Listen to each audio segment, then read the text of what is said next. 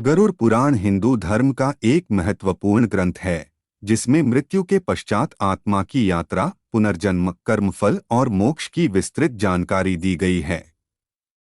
इसमें वर्णित है कि कैसे हमारे कर्म भविष्य के जन्म तय करते हैं। आज हम एक ऐसी ही कथा के माध्यम से जानेंगे, जैसे कर्म वैसे जन्म की सच्चाई।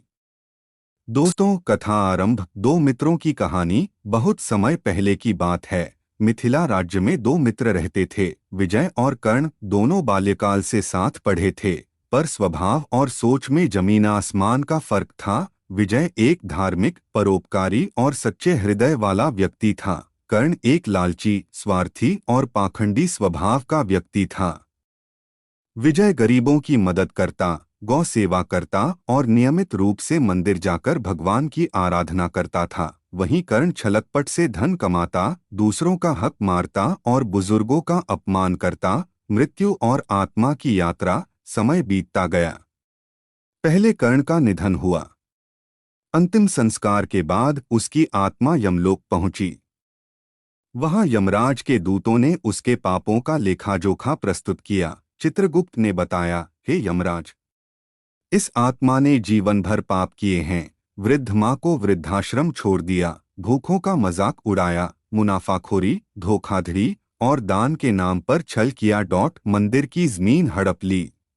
यमराज ने क्रोधित होकर कहा, इसे नरक भेजो और इसके अगले जन्म में इसे कुत्ते के रूप में जन्म मिलेगा, ताकि यह उसी समाज में उपेक्षित जीवन जीकर अपने कर्मों का फल भोगे। कर्ण की आत्मा चिल्लाती रही, मुझे एक मौका दो। लेकिन कर्मों का फल अटल था। दूसरी ओर विजय की मृत्यु। कुछ वर्षों बाद विजय की भी मृत्यु हुई। उसकी आत्मा स्वर्ण प्रकाश के साथ यमलोक पहुंची। वहां देवदूतों ने उसका स्वागत किया। चित्रगुप्त ने बताया, इस आत्मा ने अनाथों को शिक्षा दिलाई, हर साल गौ सेवा की, हर अमावस्या को पितरों के लिए तर्पण किया। धन को सही मार्ग पर लगाया और कभी किसी का अपमान नहीं किया। यमराज मुस्कुराए और बोले, इसे स्वर्ग भेजो और अगले जन्म में यह राजकुमार बनेगा, क्योंकि इसके कर्म शुभ हैं। पुनर्जन्म की यात्रा। कर्ण का जन्म एक कुत्ते के रूप में। कर्ण की आत्मा ने पृथ्वी पर एक गली के कुत्ते के रूप में जन्म लिया। वह हर वक्त भूखा, प्यासा, लोगों से पत्थर खाता रहता था, जिनसे कभी घमंड में आंखें मिलाई थीं। अब उन्हीं के आगे दुम हिलाता था। उसका जीवन अपमान, तिरस्कार और पीड़ा से भरा था। हर बार जब वह किसी मंदिर के पास जाता, उसे वहां से भगा दिया जाता, क्योंकि पहले जन्म में उसने मंदिरों का अपमान किया था। विजय का जन्म एक राजकुमार के रूप में। दूसरी ओर विजय की आत्मा ने पुनर्जन्म लिया, एक सम्मानित राजा के घर।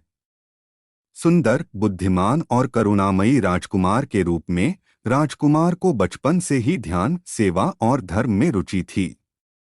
उसे सपनों में अक्सर अपने पिछले जन्म के दृश्य दिखते थे। एक दिन जब वह महल से बाहर गया, उसने रास्ते में एक कुत्ते को देखा जो बहुत ही भूखा और घायल था। उसकी आंखों में कुछ अलग ही पीड़ा थी। राजकुमार ने उसे पास बुलाया, दवा लगाई, भोजन कराया और अपने सेवकों से कहा, इसे मैं अपने साथ रखूंगा। इसमें मुझे कोई गहरा संबंध दिखता है। पिछले जन्म की स्मृति, मोक्ष का रहस्य खुलता है। रात को दोनों की आत्माओं ने संवाद किया। राजकुमार को स्वप्न में यमराज दिखाई दिए। यमराज बोले, हे पुण्यात्मा, यह वही आत्मा है जो पिछले जन्म में तुम्हारा मित्र था। कर्ण, तुमने उसे माफ कर दिया, सेवा दी, इसी से इसका कर्म बंधन टूटेगा। कर्ण की आत्मा भी रोते हुए कहती है, मुझे अहंकार था, मैंने केवल धन को सब कुछ समझा, पर अब समझ आया, कर्म ही सब कुछ हैं। ध्यान में भगवान से प्रार्थना की, हे प्रभु, इसे मुक्त करें। कुछ ही दिनों में वह कुत्ता शांति से मर गया और उसकी आत्मा प्रकाश बनकर ऊपर चली गई। अगले जन्म में वह एक सज्जन ब्राह्मण के रूप में जन्मा।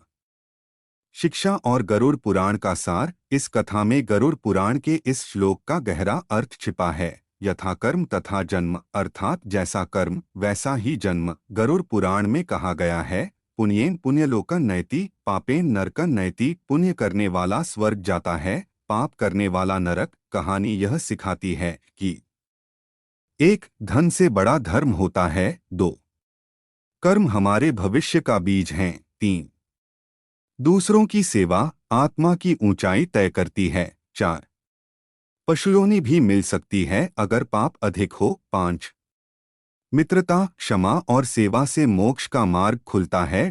उपसंहार, विजय और कर्ण की यह कथा हमें यह सिखाती है कि जीवन छोटा है, लेकिन कर्मों की छाया लंबी।